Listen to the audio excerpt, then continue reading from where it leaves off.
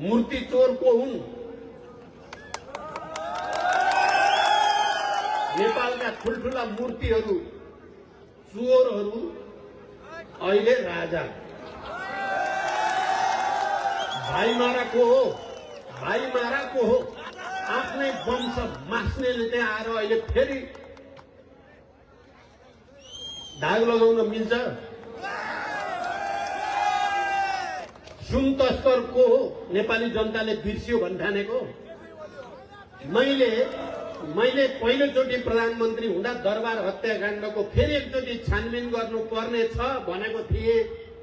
मैले त्यति बेला 5 वर्ष शासन गर्न पाएको भए म फेरि एकचोटि छानबिन गरेर भाइमारा र राजद्रोही यिनीहरूलाई इतिहासको कठघरामा ठेगान लगाउने विचार थियो।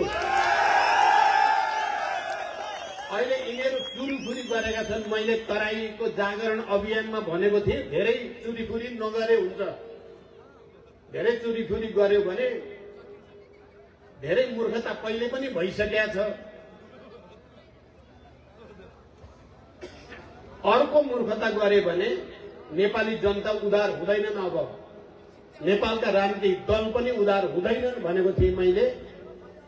त्यसकारण हामी सबैले आवाज उठाउनु पर्यो। त्यति भयानक दरबार हत्याकाण्ड गर्ने मान्छेहरू त परिवारभित्रै थिए नि, उनीको परिवारभित्र। सबैले बुझेछ नि नेपाली जनताले को हो मुख्य त्यसको प्लानर, त्यसको मास्टर माइन्ड को हो भन्ने जनतालाई थाहा छ। बिर्से भन्ने ठानेका छन् तिनीहरूले। तिम्रा आसेपासेहरूले त आफै लुट्न पाइन्छ कि भनेर तिमीलाई बोक्न सक्छन्। तिमी बढी उचालियौ भने या विदेशीका एक दुईटा फोटो टाँसेर उनको घरमा आउँछु कि भन्ने सपना देखेको हो भने त्यो दिवा सपना हुनेछ। त्यो भ्रममा नरहन चाहिँ हामी अपिल गर्छौँ।